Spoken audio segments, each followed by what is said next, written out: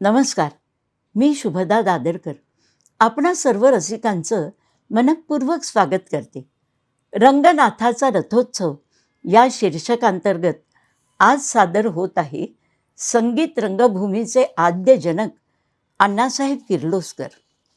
मराठी संगीत रंगभूमीच्या दृष्टीनं एक विलक्षण योगायोग असा की 1843 मराठी नाट्यकलेचा जन्म झाला आणि त्याच वर्षी 31 मार्च 1843 रोजी अण्णासाहेब किर्लोस्करांचा बेळगाव जिल्ह्यातील गुर्लहसूर या गावी जन्म झाला. अण्णांचं पूर्ण नाव बळवंत पांडुरंग किर्लोस्कर.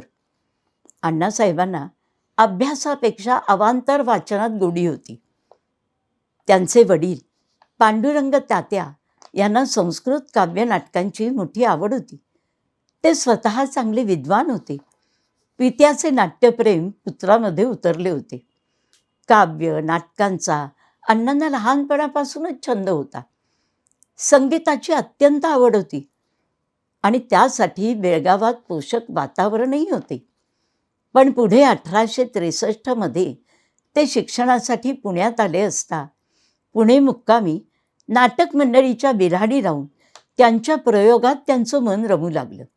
या कंपन्यांना त्यांनी काही पद्यरचना करून दिल्या. मित्र परिवाराच्या मदतीनं भरत शास्त्रोत्तेजक मंडळी ही संस्था काढून त्यांनी नाट्यकलेतील पहिली पावलं उचलली. 1867 ते 70 या काळात फार्स वजा एकांकी नाट्य अल्लाउद्दीनची चितूरगडावर स्वारी लिहिलं आणि तसंच 1873 श्री शांकर दिग्विजय हे गद्य नाटक लिहिलं. 1880 साली किर्लोस्करांनी पुण्यामध्ये काही पारशी नाटकं पाहिली. ऑपेराच्या धर्तीवर असलेलं इंद्रसभा हे नाटक त्यांच्या पाहण्यात आलं आणि तशा तऱ्हेचं नाटक मराठीत करावं अशी ईर्ष्या त्यांच्या मनात निर्माण झाली आणि मग त्यांच्या आवडत्या ग्रंथकाराच्या म्हणजेच कालिदासाच्या शाकुंतलवरून त्यांनी संगीत शाकुंतल हे नाटक लिहिलं. इंद्रसभा नाटक पाहून आल्यावर एका झपाट्यात त्यांनी शाकुंतलचे पहिले 3 अंक लिहिले आणि सादर करतानाही सुरुवातीला तसेच सादर केले गेले. प्रेक्षकांचा प्रतिसाद पाहून पुढे हे नाटक त्यांनी पूर्ण केलं आणि एक दिवस वर्तमानपत्रात जाहिरात आली, आज 7 अंकी शाकुंतल पहा. आणि मग 31 ऑगस्ट 1880 रोजी आनंदोद्भव नाटकगृहात प्रथम हे नाटक सादर केलं गेलं आणि संगीत नाटकांचं युग सुरू झालं. पण खऱ्या अर्थाने संगीत रंगभूमीची सुरुवात झाली ती अण्णांना ज्या नाटकाने दिगंत कीर्ती मिळवून दिली त्या सौभद्र या नाटकाने. संगीत सौभद्र हे नाटक म्हणजे जणू काही एखादा वटवृक्षच. आज इतक्या वर्षानंतरही या नाटकाची गोडी यत्किंचितही कमी झालेली नाही. पौराणिक नाटक असूनही यामध्ये किर्लोस्करांनी वापरलेली घरगुती भाषा रसिकांना मनापासून भावली.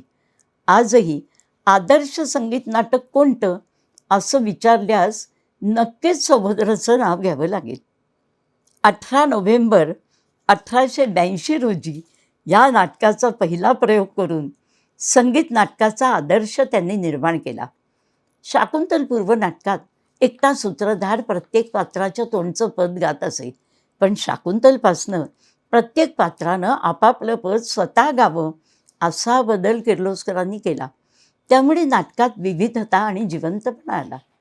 किर्लोस्करांनी नाटकामध्ये निकटच्या परिसरातील चालींचा वापर केला, पण त्याला महत्त्व आले ते त्यांच्या योजना चातुर्य आणि अभिनव पद्धतीच्या मांडणीनं. म्हणजे असं, त्यांनी रागदारी संगीत वापरलं पण गवई गाण्याची मैफिल होऊ दिली नाही.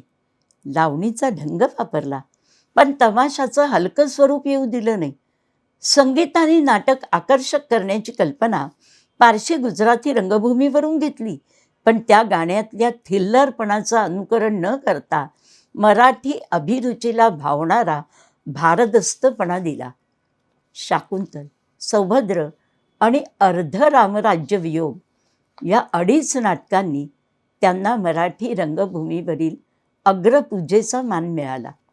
अभिनयाचा अंग असल्याने सूत्रधार, बलराम, दशरथ यांची कामं ते स्वतः करत.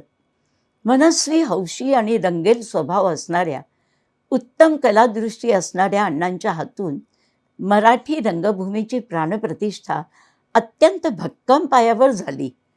वयाच्या अवघ्या 42व्या वर्षी रामराज्यवियोगचा 4था अंक लिहित असताना 2 नोव्हेंबर 1885 रोजी त्यांचं निधन व्हावं, हे संगीत रंगभूमीचं दुर्दैवच म्हणावं लागेल.